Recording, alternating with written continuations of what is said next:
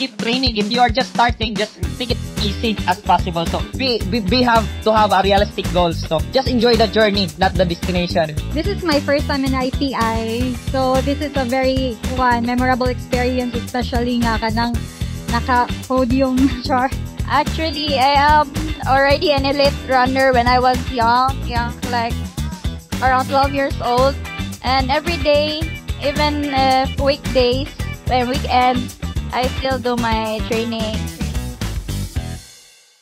Adlaw mga ka-wellness, and welcome to a special episode of Bida Talks. I'm Mara, your host. O karon, naanadyo natin sa SM Seaside City, Cebu for the Cebu IPI Run 2025. Kung makita mo gabi, basta may karong adlaw. But, you know, this show must go on. It's been fun. But right now, let me tell you guys, I am joined by our PIDA champion for the 21K category. Please welcome, sir. Tagi mi sa imong pangalan. I am Prince Julie.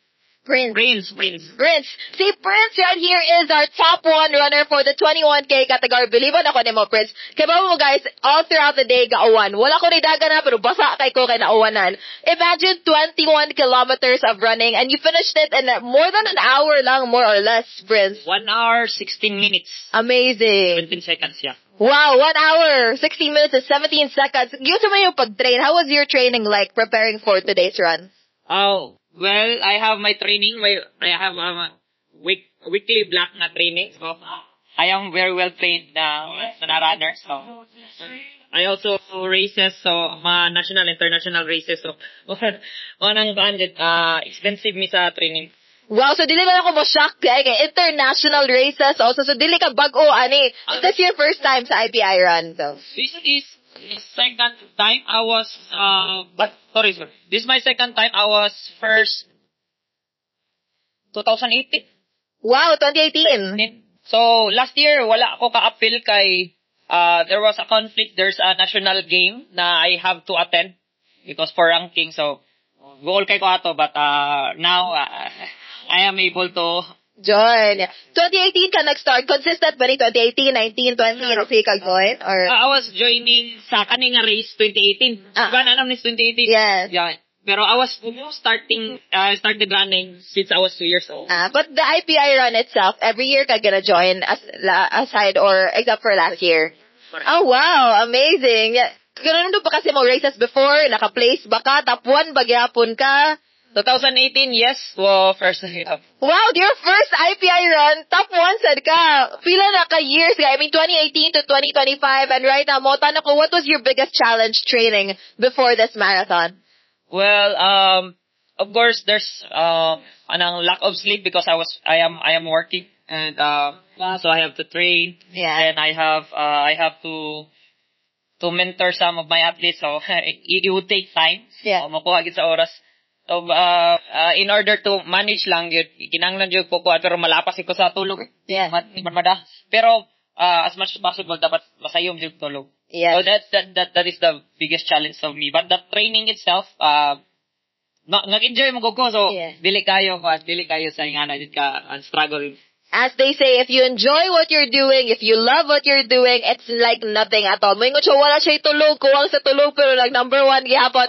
Dili ka, sagang ako ang 5K, nga 1 hour po. Pero I'd like to ask you though, daghan siya kayong mga runners na karon sa Cebu, no? Diba? Compare si mong pag-start pag 2018, ya karon nga daghan na jud kayo mga moran. What can you say about the culture of running in Cebu? Well, yeah, there's a lot of people na sa running good, and which is good. And also there are some kanang mga bata nga which is good ma-develop imong discipline and a good habit which leads to good result as a person. Amazing. Nice. Very nice. And it's so refreshing to actually talk to Prince right now. And of course, Prince, before I let you go, unsay mong ma-advise sa mga aspiring runners, katong mga bago pa, o katong mga season as well, what would you tell them? Well, there are only 4 items nga akong ikuadyo. You have to have a good sleep, a quality sleep. And number 2 is you have to drink a lot of water. So that's very critical. Then, of course, your nutrition. You have to complete your what they call the macros, and of course, do not keep training. If you are just starting, just take it easy as possible. So, ayun lang dyan. Kanang we have to have a realistic goals. So, progress, just enjoy the journey, not the destination, di ba? Perfect. Yes, of course, sleep, nutrition, and of course, enjoy the journey. Prince, congratulations to you. Thank you so much for joining us. Do not forget that the day is still very, very long. We still have a lot of top runners to come for the next few categories. This has been Vita host Mara. See you in our next episode. Bye. Bye-bye. Mga Kawalnas, we are still right here at the SM Seaside City for the Cebu IPI Run 2025. And of course, as promised, we are here with the top runners for women and men in the 10K category. We have Alfie and Louie. Hi guys, how are you? Hello, ma'am. I'm good, thank you. I'm good now. Kanang demure kasi sila doon. Napitang gikapoy siguro ni sila 10K. No? Kapoy ang 10K. Tangka po yung 10K nga dagan. Especially nga kanang gaawan. Kumusta inyo ang experience? Especially nga, ang weather kay kanang gabi ka demanding. Actually, for me, mas preferred ko kanang uwan gamay because ang heat sa imong body is kanang murag mabalance gani. So, for me, okay ra.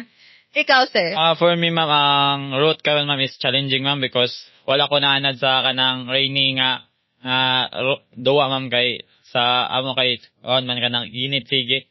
Heat training. Lahi na silang duha no kay si Mas Alfie here. Ganahan siya sa uwan. Kaya balance ko ang heat sa body. Wala ko alam magana kay dito ang elite nga runner. And also si Louie right here. Wala siya naanad. Especially digdagan ka nga init or kanang lindot ang panahon. Yes, ma'am. Kana. So what is the difference between kanang magdagan ka nga inaani ka challenge yung kabaw sa kwan sa panahon, whereas kanang training nimo kabaw maka nga mudagan ko karon kay lindot man ang panahon maka-control maka sa imong training. But the run itself, unsay diferensya? For me, actually, huan ra, kanang, sa imo ram, how you call this one, sa imong panglawas gani nga, like for example, sa imong shoes, bugad, ana, and then, but, maybe sa kanang anad-anad lang, walay kuan kay changes. Na-anticipate sa sad ko unsa ang weather. So, okay ra. Ikaw, pina-anticipate sa rin mo ang weather, Abby. Actually, ma'am, kanang kagabi pa, sige magwanuwan, maong nag-expect na gumi nga muuwan karong duwa at then, challenging yung ma'am kay, naglisod ko sa kanang pagdagan kay, wala ko nanad ba kay ang sapatos bugat, hinig kuan, tungod sa uwan. Thank you, Louie. And of course, i-mention si Louie nung agalisod siya kay bugat na yung sapatos kay basa. Ikaw, what else? Wow, sapatos. Yes, same. Same ko kanang sentiments ang sapatos yun. Na i-mention ganina ang mga puddles, kanang